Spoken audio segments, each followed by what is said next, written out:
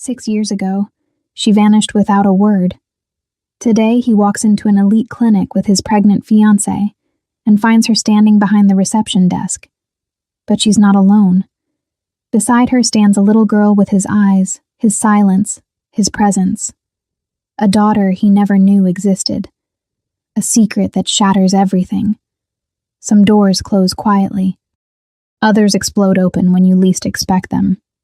This is a story about the past that refuses to stay buried, the love that never truly died, and the impossible choices that define us. Stay with me. This one will break you in the most beautiful way. Hello, everyone. I'm back with another Afro-Korean story that will stay with you long after it ends. Before we begin, please subscribe and help us reach 1,000 subscribers. Your support means everything. Now, let's dive into this unforgettable journey. The clinic smelled like expensive silence.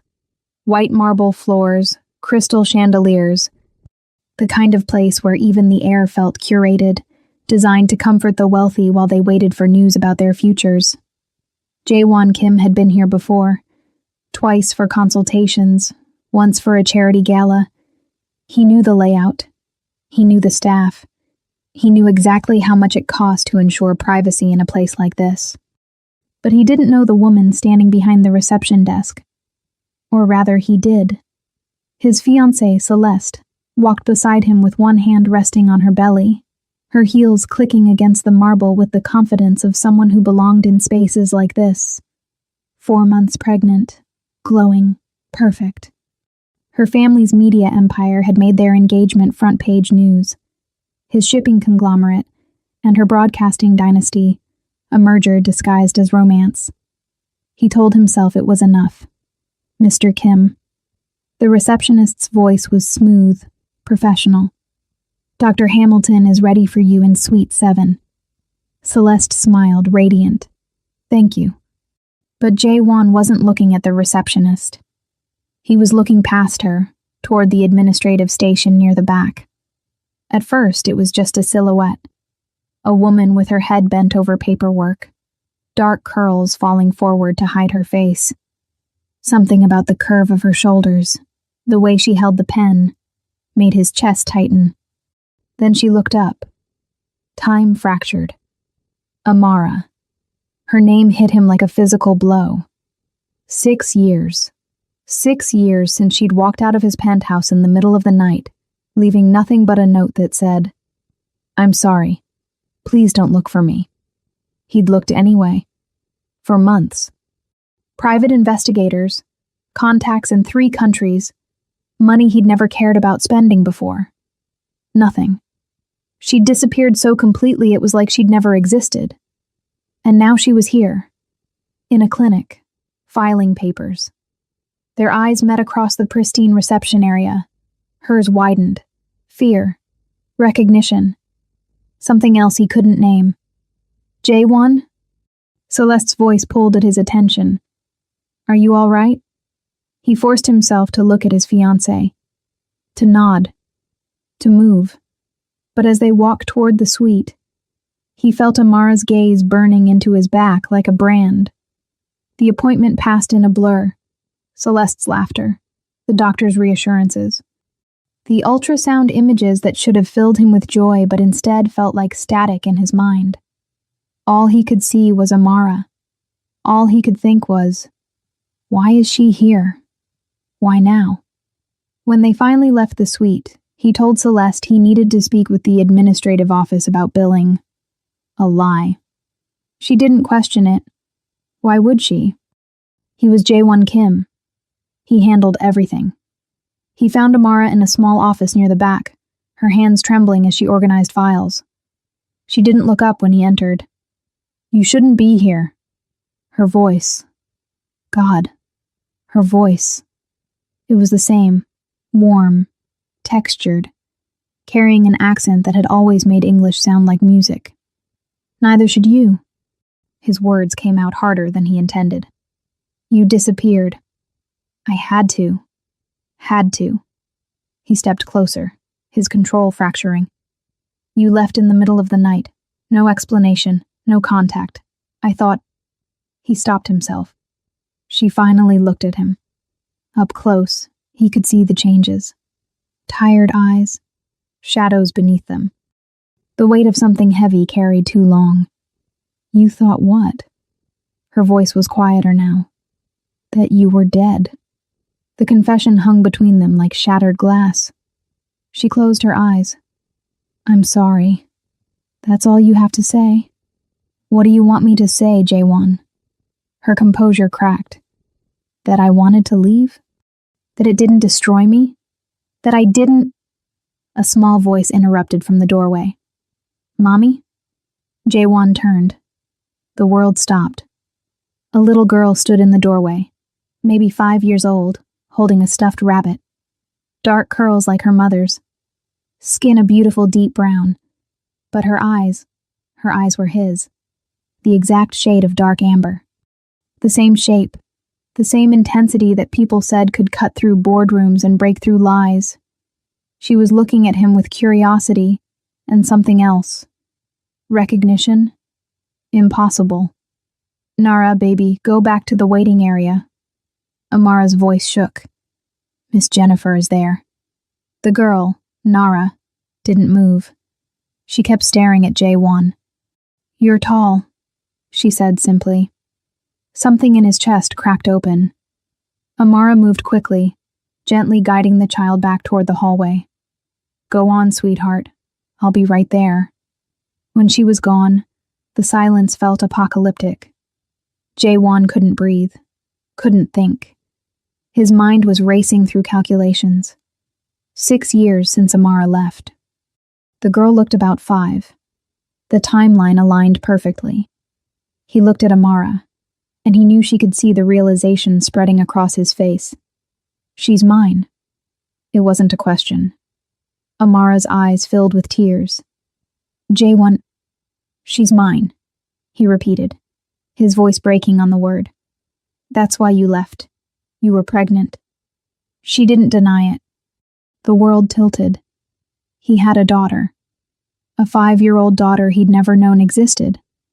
A child who should have been in his life from the moment she took her first breath. Why? The word came out raw. Why would you keep her from me? Because I had no choice. Amara's voice was fierce now, protective. You don't understand what it was like. Your family, your world. There was no place for us in it. You didn't even give me a chance to. Your mother made it very clear what would happen if I stayed. The words cut through the air like a blade. She came to me the day I found out I was pregnant. She told me exactly what my life would look like if I tried to be part of yours. The scrutiny, the media, the way they would tear apart a black woman trying to claim a piece of the Kim empire. She offered me money to disappear, enough to start over somewhere quiet. Jaewon felt sick. And you took it. I took it for her. Amara's hand gestured toward where Nara had been. So she could grow up safe, away from cameras and boardrooms and people who would use her as a scandal. I gave her a normal life. You gave her a life without a father. The words hung between them, sharp and true. Amara's tears finally fell. I gave her the best I could. In the hallway beyond, he could hear Nara's laughter. Bright, innocent, unaware that her entire existence had just detonated his world. He looked at Amara, this woman he'd loved with an intensity that had frightened him, and saw the exhaustion in her eyes. The years of carrying the secret alone. The impossible choice she'd made. I'm getting married in 3 months, he said quietly. Something flickered across her face. Pain. Acceptance. I know. I saw the news. She's pregnant. I know. And now you're telling me I have another child. A daughter I've never met. Amara nodded, silent. Jaewon turned toward the door, his mind a storm, then stopped. I want to meet her. Properly. Jaewon, I want to meet my daughter, Amara. You can't ask me to walk away from this. Not now. Their eyes met. 6 years of silence. 6 years of secrets. She doesn't know, Amara whispered. About you. About any of it. Then we'll figure it out." His voice was steel wrapped in something fragile. "Together." He walked out before she could respond, before his composure could shatter completely. In the lobby, Celeste was waiting, scrolling through her phone. She looked up, smiling. "All set?" J1 nodded, his mind 1,000 miles away. In a small office at the back of an elite clinic, Amara held her daughter's drawing of their little family. 2 figures, one big and one small, holding hands under a sun. Everything was about to change, and neither of them was ready. J1 didn't sleep that night. He sat in his penthouse office, the city sprawling beneath him like a kingdom he'd conquered but never truly owned. Seoul's lights blinked in the distance. He kept an apartment here, even though most of his business was now in New York. A reminder of where he'd started, of what he'd built. None of it mattered now. He kept seeing her face. Nara's face. Those eyes that mirrored his own. His phone buzzed. Celeste. "Are you coming to bed?" He typed back. "Soon. Work emergency." Another lie. They were piling up now. The truth was, he couldn't face her. Not yet. Not with his secret burning a hole through his chest. A daughter. He had a daughter. A 5-year-old girl who drew pictures and hugged stuffed rabbits and had no idea he existed. The rage came in waves. At his mother. At Amara. At himself for not fighting harder 6 years ago. For accepting her disappearance as some kind of inevitable ending. But beneath the rage was something else. Something that terrified him more. Hope. The next morning, he went back to the clinic. Amara was there again, behind the desk, her professional mask firmly in place. But when she saw him, something flickered. Fear. Exhaustion. Resignation. "We need to talk," he said quietly. "Not here. J1, I'm working. Take a break." It wasn't a request. She glanced around, then nodded slowly. 10 minutes. They walked to a small park across from the clinic, the kind of carefully manicured green space that existed in wealthy neighborhoods like a stage set for normal life. Amara sat on a bench, her hands folded in her lap. Defensive. Guarded. J1 remained standing. "I want a DNA test." She looked up sharply. "You don't believe me?" "I believe you. But if we're going to do this, if I'm going to be part of her life, I need legal protection. For her and for me." Amara's jaw tightened. "She's not a business transaction." "I know that." His voice softened. "But my world is complicated. If this becomes public, if my family finds out before I'm ready, I need to protect her. Legally.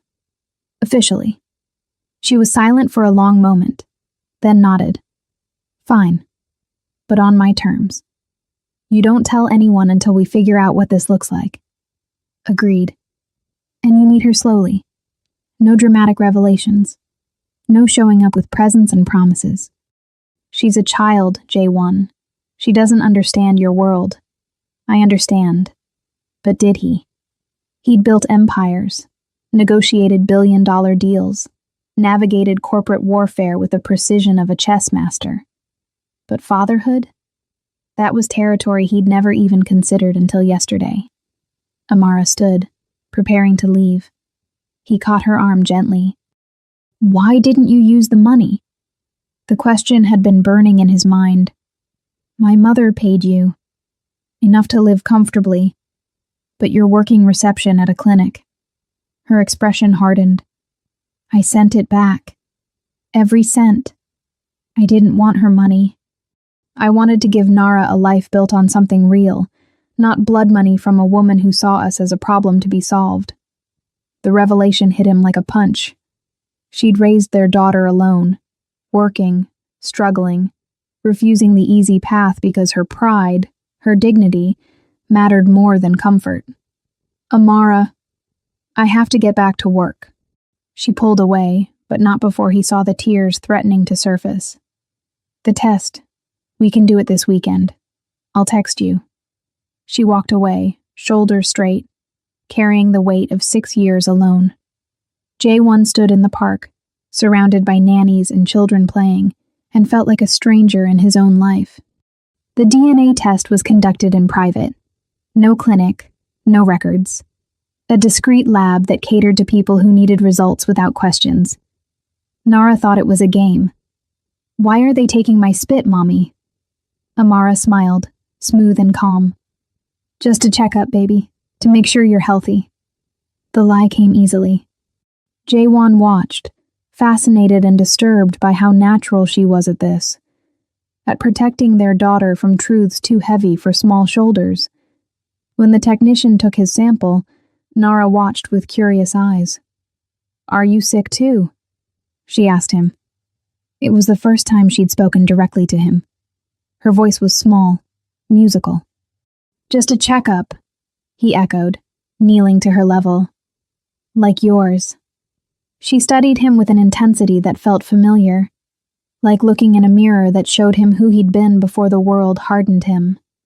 "You have sad eyes," she said simply. Amara's breath caught. Jaewon felt something crack inside his chest. "Do I?" Nara nodded. "My mommy has sad eyes sometimes too. But then I hug her, and they get happier." Without warning, she stepped forward and wrapped her small arms around his neck. The world stopped. She smelled like strawberry shampoo and something sweet he couldn't name. Her heartbeat was impossibly fast against his chest.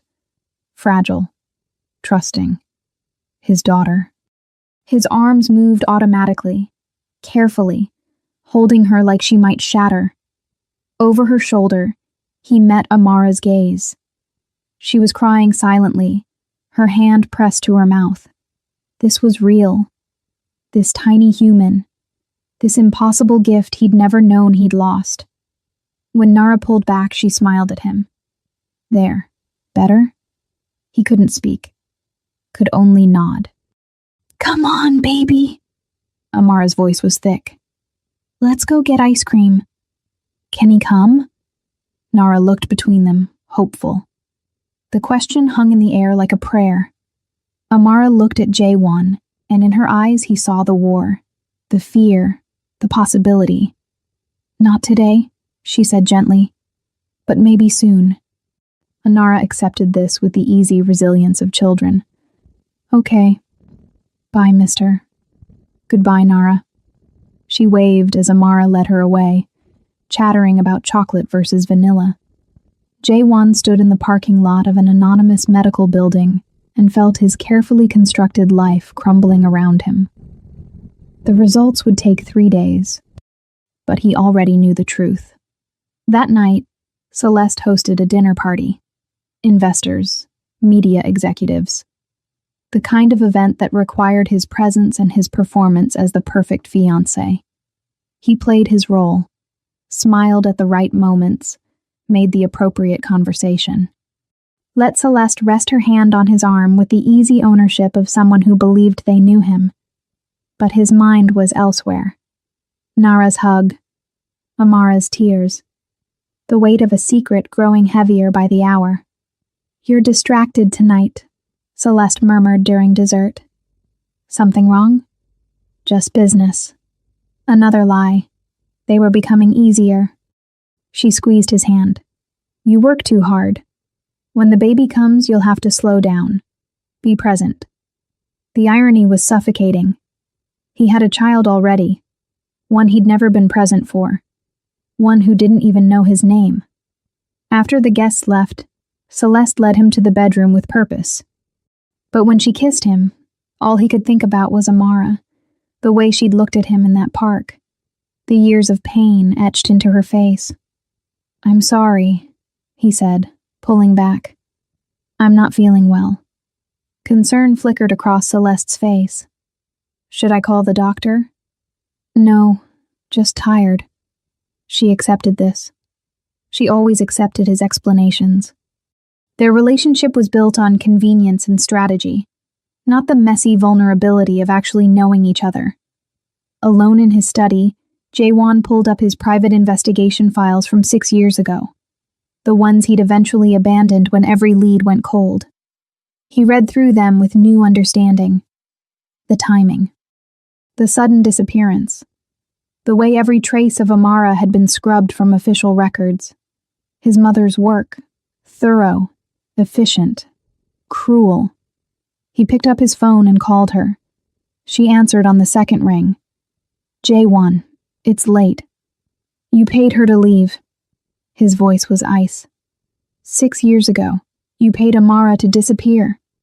Silence. Then, I did what was necessary. That woman was a distraction. You had a company to run, a reputation to build. She was pregnant. More silence. Did you know? He pressed. Did you know she was carrying your grandchild when you forced her out? I suspected. His mother's voice held no remorse, which is precisely why she had to go. An illegitimate child with a nobody from nowhere? The scandal would have destroyed everything we'd built. I gave her a generous offer. She made her choice. She sent the money back. Then she's even more foolish than I thought. J1's grip on the phone tightened. You had no right. I had every right. I'm your mother. I protect this family. You destroyed mine. He ended the call before she could respond. In the silence of his study, surrounded by awards and certificates of achievement, J1 realized something terrifying. He didn't know how to be a father, but he was going to learn, even if it meant burning down everything he'd built to do it. The DNA results arrived on a Tuesday. 99. 9% probability of paternity. J1 stared at the paper in his home office, the words blurring together.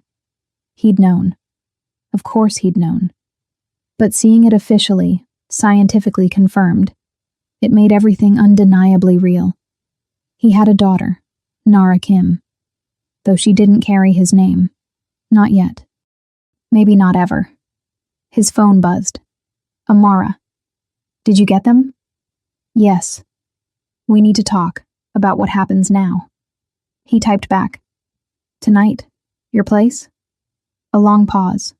Then, 8 p.m. I'll text you the address. Amara's apartment was in Brooklyn. Not the trendy, gentrified part. The real Brooklyn, where working families lived in walk-ups and bodegas stayed open late. The kind of neighborhood that existed worlds away from his penthouse in Manhattan. He felt out of place immediately. His car, a black Audi, understated by his standards, stood out like a beacon. His suit, even without the tie, marked him as an outsider. The building had no doorman. He climbed 3 flights of stairs, the walls painted a tired beige, children's laughter echoing from behind closed doors. Amara's apartment was 3C. She opened the door before he could knock, as if she'd been waiting. She's asleep, Amara said quietly, stepping aside to let him in. The apartment was small, impossibly small compared to the spaces he inhabited. But it was warm. Lived in. Drawings covered the refrigerator. Books spilled from shelves. A child's pink backpack hung by the door. Evidence of Nara everywhere. Would you like to see her room? Amara asked, her voice careful. J1 nodded, not trusting himself to speak. She led him down a narrow hallway to a door painted yellow. Pushed it open gently. Nara was asleep in a small bed covered with a quilt patterned with stars. Her stuffed rabbit was tucked under one arm. Her dark curls spread across the pillow like a halo. She looked peaceful. Safe. J1 stood in the doorway, unable to move. This was his daughter, sleeping in a tiny room in Brooklyn, completely unaware that her entire world was about to shift. She's beautiful, he whispered. She is. Amara's voice broke slightly. She's everything good I've ever done. They stood there for a long moment, 2 people who'd once loved each other fiercely, now connected by something far more permanent than romance. Finally, Amara pulled the door closed quietly. In the living room, she made tea. Her hands shook slightly as she poured. I don't know how to do this, she admitted. Tell her, introduce you. Explain why you weren't there before. Jaewon sat on her worn couch, feeling massive in this small space. We do it slowly, carefully, however you think is best. You're really willing to let me lead. She's your daughter. You've raised her. He stopped. I'm trying to figure out where I fit. Amara sat across from him, curling her legs underneath her. She looked younger here, in her own space, more like the woman he'd known 6 years ago. What about Celeste? She asked quietly. The name landed like a stone. I don't know, he admitted. I haven't told her yet. Jaewon, I know I will, but Nara, it's complicated. You think I don't know complicated? Amara's voice sharpened. You're about to marry someone else. She's pregnant with your child. And now you're sitting in my apartment telling me you want to be part of our daughter's life. That's not complicated. That's impossible. Nothing is impossible. Spoken like a man who's never been told no. She set her tea down hard. You live in a different universe, Jaewon. Private jets and boardrooms and people who do whatever you say. I live here. I take the subway. I budget for groceries. Our worlds don't overlap. They do now. Because of Nara. Yes. He leaned forward. And I'm not walking away from her. I can't. You had 6 years with her. Don't ask me to settle for anything less than being her father. Amara's eyes filled with tears. And what does that look like? You swoop in with your money and your power and suddenly you're dad? You take her to your penthouse on weekends while I stay here in the background? That's not what I want. Then what do you want? The question hung between them, loaded with years of pain and love and loss. I want to know her, Jaewon said quietly. I want her to know me. Not as some stranger who sends presents. As her father, really. And Celeste? Your baby? Your perfect life? He had no answer for that. Amara laughed bitterly. You can't have everything, Jaewon. That's not how life works. Especially not this life. Then help me figure it out. Why should I? Her voice broke. You're engaged. You're having a baby with someone else. In 3 months, you'll be married. What am I supposed to tell Nara? That her father exists, but he has a whole other family? Celeste and I... He stopped. The truth was complicated. The truth was that his engagement had always been more strategy than love. A merger of empires. But how could he explain that? How could he ask Amara to believe it? You what? Amara pressed. You don't love her? Is that what you're going to say? I respect her. That's not the same thing. No, he admitted. It's not. The silence stretched between them, heavy with things they couldn't say. Finally, Amara stood. You should go. I need to think. About what's best for Nara. Not for you. Not for me. For her. Jaewon rose slowly. At the door, he turned back. I loved you, he said quietly. 6 years ago. I loved you so much it terrified me. And when you left, his voice caught. I looked for you. For months. I would have given up everything to find you. Amara's tears fell freely now. Would you? Really? Would you have stood up to your mother? Your family? Your entire world for a woman who worked in your office and had no pedigree, no connections, nothing but herself? Yes. I don't believe you. The words cut deeper than any blade. Then let me prove it now, he said. Let me be her father. Let me show you that I'm not the man who let you walk away. Amara wrapped her arms around herself, small and alone in her doorway. I'll think about it, she whispered. But Jaewon, if you hurt her, if you disappoint her, if you decide 6 months from now that this is too complicated, I will never forgive you. She's not a business deal you can walk away from. I know. Do you? She looked at him with exhaustion in her eyes. Because I've been doing this alone for 6 years, and I've gotten very good at it. We don't need you. We don't need your money or your name or your world. We've survived just fine. But she deserves to know her father. Maybe. Amara's voice was barely audible. Or maybe knowing you will only break her heart. She closed the door before he could respond. Jaewon stood in the hallway, listening to her cry on the other side. He didn't go home. Instead, he drove to his office. 23rd floor, corner suite, views that stretched across Manhattan like he owned it. He sat in his chair and stared at his reflection in the dark window. Who was he? Really? Jaewon Kim? Heir to a shipping empire. Self-made billionaire. Soon-to-be husband and father. But also, a man who'd let the woman he loved disappear. Who'd accepted his mother's interference.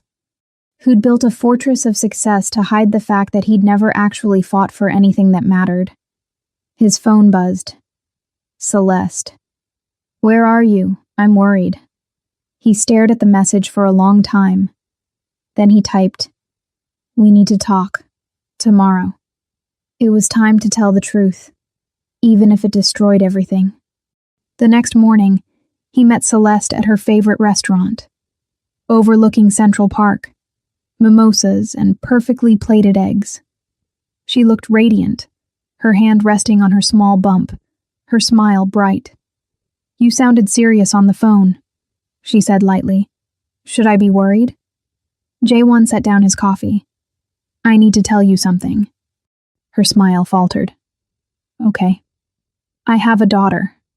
From before we met. She's 5 years old. I just found out about her. The words landed like grenades. Celeste went very still. What? Her mother. We were together 6 years ago. She disappeared. I didn't know she was pregnant. I didn't know the child existed until last week. Last week? Celeste's voice was carefully controlled. At the clinic. He nodded. She set down her fork with precision. The receptionist. The one you looked at like you'd seen a ghost. Yes. And you're telling me this now, the morning after you disappeared all night. I was at my office. Thinking. She laughed, sharp and brittle. About your secret child, your secret ex, your secret life I apparently knew nothing about. Celeste? Are you still in love with her? The question pierced straight through his careful composure. It's complicated. That's not a no. He met her gaze. I don't know. I don't know what I feel except that I have a daughter, and I can't walk away from her. Celeste pressed her napkin to her lips. For a moment, he thought she might cry. Instead, she straightened her spine. What do you want from me? Honesty, time, understanding. You want me to accept that my fiancé has a child with another woman, that you'll be in her life, in their lives. Yes. She stood abruptly. I need to think about what this means, about whether I can... Her voice cracked. You've humiliated me, Jaewon. That wasn't my intention. But you did. She grabbed her purse. I'm pregnant with your child. We're supposed to be married in 3 months. And now you're telling me there's someone else, someone who was there first. There's no one else. There's only Nara. Is there? Celeste's eyes were sharp. Because from where I'm standing, it looks like your past just walked back into your present. And I'm the one who doesn't fit anymore. She left him sitting alone in a restaurant overlooking Central Park, watching his perfect, strategic future walk away. His phone buzzed. Amara. Nara asked about you this morning. She said you seemed lonely. Kids see things we don't. Can I see her again? Saturday. The park near the clinic, 2 p.m. But Jaewon, don't make promises you can't keep. I won't. He sat surrounded by wealthy strangers eating expensive breakfasts, and felt for the first time in years like his life was finally pointing toward something true, even if it destroyed him in the process. Saturday arrived like a storm waiting to break. Jaewon stood in the park at 1:55 p.m., overdressed in casual clothes that cost more than most people's rent. He didn't know how to dress for this, for fatherhood, for normalcy. Nara saw him first. She was running ahead of Amara, her pink jacket bright against the autumn trees. When she spotted him, she stopped, tilted her head, then smiled. "You came back." Something in his chest shattered. "I did. Mommy said maybe you would. I hoped." She said it so simply, like hope was easy, like trust was natural. Amara caught up, slightly breathless. Her eyes met his over Nara's head, a warning, a plea. Don't hurt her. "I brought something," Jaewon said, pulling a small package from his pocket. "Your mom said you like to draw." Nara's eyes went wide. "Really?" Inside was a set of professional art pencils. Nothing excessive, nothing that screamed money, just good tools for small hands. "These are amazing." Nara clutched them to her chest. "Thank you, mister." She paused. "What's your name?" The question hung in the air like glass about to break. Amara's hand went to her daughter's shoulder. "His name is Jaewon." "Jaewon," Nara repeated carefully. "That's pretty. In my class, there's a boy named Jason. Are they the same?" "Similar," he said, kneeling to her level. "But not exactly." "Can I call you Jay?" She grinned. "That's easier." He looked at Amara. She nodded slightly. "You can call me Jay." Nara grabbed his hand without hesitation. "Come on, I want to show you the ducks." She pulled him toward the pond, chattering about school and her friend Maya, and how she'd learned to spell butterfly all by herself. Behind them, Amara followed, her arms wrapped around herself, watching her daughter fall in love with a man who could break both their hearts. At the pond, Nara sat between them on a bench, swinging her legs. She showed Jaewon her stuffed rabbit, Mr. Hopscotch, and explained his entire backstory with the seriousness of a novelist. "He's very brave," she said, "even when things are scary." "That's important," Jaewon said. "Being brave. Are you brave?" Nara looked at him with those eyes, his eyes, full of innocent curiosity. "Sometimes, Mommy is the bravest. She's not scared of anything." Nara leaned against Amara. "Right, Mommy?" Amara's voice was thick. "I get scared sometimes, baby." "Of what?"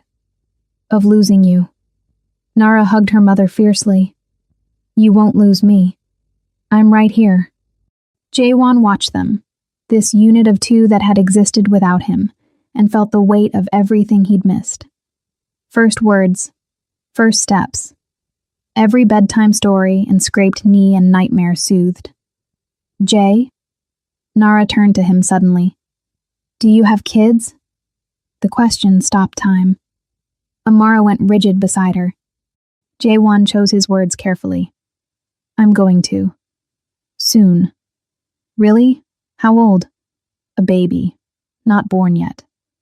"Oh, babies are so tiny." Nara clapped her hands. "Can I meet them?" His throat tightened. "Maybe someday." "I love babies. Maya's mom just had one and it smells weird, but it's cute." She swung her legs happily, oblivious to the tension crackling between the adults. "Are you married?" Amara started. "Not yet," Jaewon said. "Almost." "Mommy's not married," Nara said matter-of-factly. "She says she doesn't need anyone else because we're a perfect team." She said it with such pride, such certainty. Jaewon met Amara's gaze over their daughter's head, saw the tears she was fighting, saw the love and fear and exhaustion of 6 years alone. "You are a perfect team," he said quietly. "Your mom is incredible." Amara looked away quickly, but not before he saw her face crumble slightly. They spent 2 hours in that park, feeding ducks stale bread Amara had brought, drawing pictures with Nara's new pencils, watching her play on the swings, her laughter bright and free. Normal things. Simple things. Things he'd never known he wanted until now. When the sun started to set, Nara yawned against Amara's shoulder. "I'm tired, Mommy. Time to go home, baby." Nara looked at Jae-won. "Will you come back? If that's okay with your mom." Nara turned pleading eyes to Amara. "Please, can Jae come back?" Amara's voice was barely a whisper. "We'll see." As they walked to the subway entrance, Nara held both their hands, swinging between them like a bridge. At the top of the stairs, she hugged Jae-won goodbye. "I'm glad you came back," she said into his coat. "You don't look as sad now." Then she disappeared down into the station with her mother, leaving him standing alone on a street corner in Brooklyn, his heart completely wrecked. His phone buzzed. "Celeste, we need to talk. About the wedding." He stared at the message, then looked back at the subway entrance where his daughter had vanished. For the first time in his life, Jae-won Kim didn't know which direction to go. The meeting with Celeste happened in her family's estate, not the apartment they usually used. This was tactical, power play. Her father sat in the room, her mother. Two lawyers. Jae-won understood immediately. This wasn't a conversation. This was a negotiation. "My daughter tells me you have a child," Celeste's father said without preamble. "From a previous relationship." "Yes. And you've decided to pursue a relationship with this child." "She's my daughter." "Yes." Celeste sat perfectly still, her hands folded over her stomach. She looked smaller here, surrounded by her family's power. Or maybe that was intentional too. "This changes things," her mother said coolly. "The optics. The family image. A love child with—" She paused delicately. "Someone outside our circles. Her name is Nara," Jae-won said quietly. "And she's not a love child. She's a person. A complication," Celeste's father corrected. "One that could damage both our families' reputations. Or we could be adults about it." The lawyer leaned forward. "Mr. Kim, let's discuss solutions. We're prepared to offer a settlement. For the child and her mother. Generous support. In exchange for discretion. No public acknowledgement. No claim to the Kim name or assets." Rage bloomed in Jae-won's chest. "She's not a problem to be solved with money." "Everything is solved with money," Celeste's father said flatly. "The question is, what's your price for maintaining the status quo?" Jae-won stood abruptly. "There is no price. Nara is my daughter. I'm going to be in her life, publicly, officially. Anyone who has a problem with that is welcome to walk away." Silence fell like a guillotine. Celeste finally spoke. "And us? The baby? The wedding?" He looked at her. Really looked. At the woman carrying his child.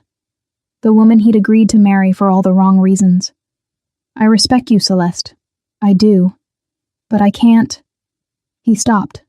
Started again. "I can't marry you knowing that half my heart is somewhere else. With her." Celeste's voice was ice. "With Nara's mother. With my daughter. With the life I should have had 6 years ago. And me?" Tears finally broke through her composure. "What about our baby, your child with me? I will be there. For everything. I will co-parent. I will support you. But a marriage? I can't give you what you deserve. I can't be the husband you need." Celeste's mother stood sharply. "This is unacceptable. We had an agreement. Our families—" "I'm sorry." Jae-won looked at Celeste. Only at her. "I'm truly sorry. You deserve someone who chooses you first. Who loves you completely. That's not me." The lawyer began talking about breach of contract, about damages, about public statements. Jae-won walked out while they were still strategizing. In the car, his phone rang. His mother. "You've made a spectacle of yourself," she said when he answered. "Celeste's family is furious. They're threatening to pull their media support from your shipping expansion. Let them. J1. You did this, Mother. You drove Amara away. You paid her to disappear while carrying your grandchild. This disaster is yours. I protected you. You destroyed me. And I'm done letting you control my life. He took a breath. Nara is my daughter. I'm going to acknowledge her publicly. I'm going to be her father. If that ruins your perfect image of the Kim legacy, so be it. You'll regret this. The only thing I regret is not fighting for them 6 years ago. He ended the call.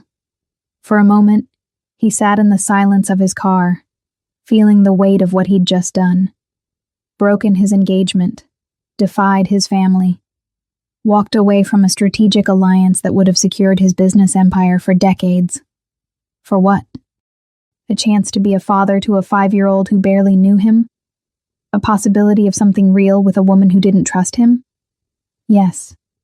Absolutely yes. He texted Amara. Can I see you? Tonight? Her response took 10 minutes. Nara's at a sleepover. My place. 8 p.m. This time, when he climbed the stairs to her apartment, it felt different. Like he was walking toward something instead of away from everything else. Amara opened the door. She'd been crying. I broke off my engagement, he said before she could speak. Her eyes widened. J1. I told them about Nara. About you. About how I can't marry someone when my heart is somewhere else. Don't do this. Her voice broke. Don't blow up your life for some fantasy of us being a family. That's not fair to Celeste. That's not fair to... I didn't do it for us. He interrupted. I did it for me. Because I can't keep living a lie. Because Nara deserves a father who's all in, not divided. Because... He stepped closer. Because 6 years ago, I let you go without a fight. I'm not making that mistake again. Amara's tears fell freely now. What if it's too late? What if we can't go back?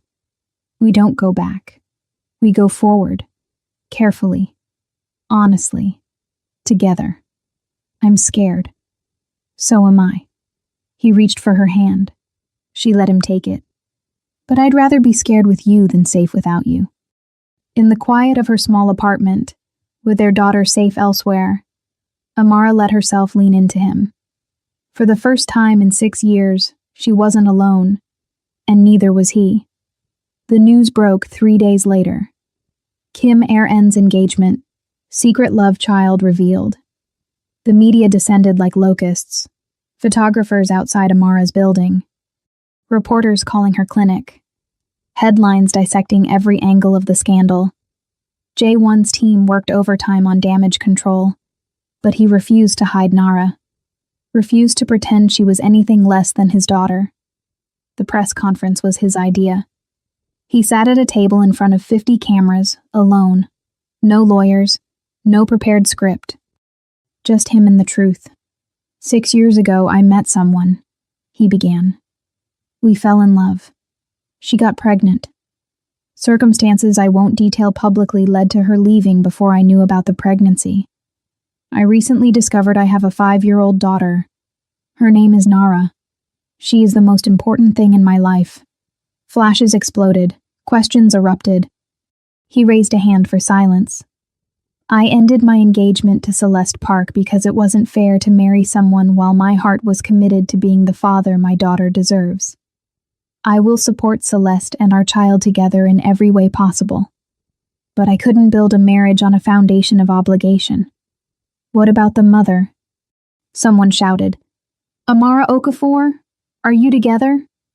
That's private. What matters is Nara. She didn't ask to be born into this spotlight. I'm asking you, all of you, to give her privacy, to let her be a child. I'll answer any questions about my business, my decisions, but my daughter's life is not public property. More questions, more flashes. But he'd said what he needed to say. That night, Amara's apartment was under siege. Photographers camping outside, neighbors complaining. Nara confused and scared by the chaos. "We can't stay here," Amara said, pacing. "This is too much. She can't live like this." "Come stay with me," J1 offered. "The penthouse has security, privacy, space." "That's not a solution. That's running. It's protecting our daughter."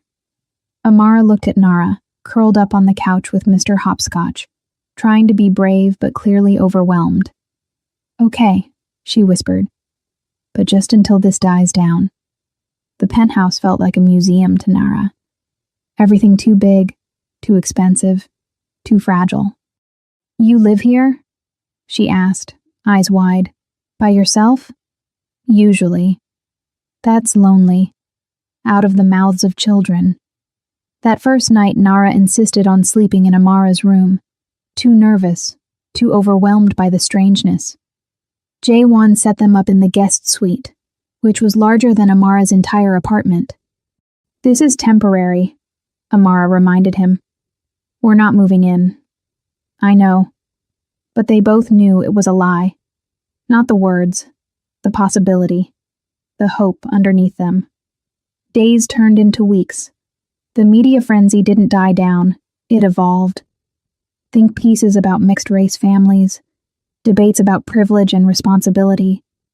But gradually, the focus shifted from scandal to curiosity.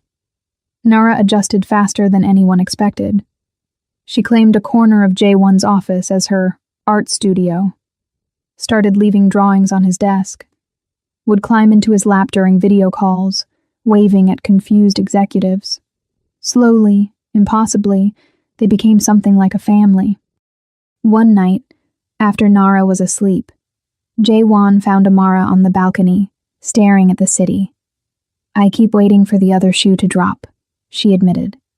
"For this to be too good to be true. It's not perfect. We're figuring it out." "Are we?" She looked at him. "Or are we just delaying the inevitable? The moment when you realize this isn't the life you wanted? This is exactly the life I wanted. I just didn't know it until now." He moved closer. Close enough to touch, but not touching. Letting her decide. "I loved you," Amara whispered. 6 years ago. So much it terrified me. When your mother offered that money, part of me wanted to take it because I thought you'd be better off without me. Without the complication. You were never a complication. You were the only real thing in my life. And now? Now you're still the only real thing. You and Nara. Everything else is just noise. She turned to face him fully. "I'm scared to believe you." "Then don't believe my words. Believe my actions. I'm here. Every day. Choosing this. Choosing you both." Tears slipped down her cheeks. "What if we mess this up? What if we try and it ruins what we're building for Nara? What if we don't try and spend the rest of our lives wondering?" He cupped her face gently, gave her every chance to pull away. She didn't. When he kissed her, it was nothing like 6 years ago. That had been passion and urgency and youth. This was deeper, quieter. A promise instead of a question. When they finally pulled apart, she was smiling through tears. "We're really doing this?" she asked. "Building something real?" "We already are." 3 months later, Nara stood between them in a lawyer's office as J1 officially acknowledged paternity. She didn't understand all the paperwork, just knew that her name was now Nara Kim Okafor. "Does this mean Jay is really my dad?" she asked, looking between them. "Yes, baby," Amara said softly. "He always was." Now it's official. Nara processed this with the seriousness of a 5-year-old philosopher, then grinned. "Cool. Can I tell Maya?" They laughed, all 3 of them, relief and joy mixing with the weight of everything they'd survived to get here. That night, in the penthouse that was slowly becoming home, J1 read Nara a bedtime story while Amara watched from the doorway. "Daddy?" Nara said sleepily. She'd started calling him that 2 weeks ago. His heart still stopped each time. "Yes?" Are you and Mommy going to get married? He looked up, meeting Amara's eyes across the room. Would you like that? He asked carefully. Yeah, then we'd be a real family. We're already a real family, Amara said, coming to sit on the bed. Marriage doesn't change that, but it makes it official, like my name. Nara yawned. You should get married, then have a baby. I want a sister. Over her head, Jae-won and Amara shared a look. Complicated, hopeful, terrified, possible. After Nara fell asleep, they stood together in the doorway of her room, painted yellow now, with her drawings covering the walls. She has opinions, Amara said quietly. She's not wrong, though. Amara looked at him surprised. Jae-won? Not now. I'm not proposing. But someday? When we're ready. When this feels less like surviving and more like living? He took her hand. I want everything with you. Marriage. More children if you want them. A life that's ours. No secrets. No running. She squeezed his hand. One day at a time. One day at a time. He agreed. They stood in the quiet, watching their daughter sleep. 6 years ago, they'd been torn apart by fear and family and impossible circumstances. Now they were here, building something fragile and fierce and real. It wasn't perfect. There would be challenges. Celeste and the co-parenting arrangement, his mother's continued disapproval, the media that wouldn't fully let go. But they'd face it together. In the city beyond the windows, lights blinked like promises. The empire Jae-won had built still stood, but now he'd built something better. A family. Messy and complicated and worth every sacrifice. This was his real empire. Not buildings or money or power. This, them, home. And finally, after years of silence and distance and loss, Jae-won Kim felt like he'd found exactly where he belonged. The end.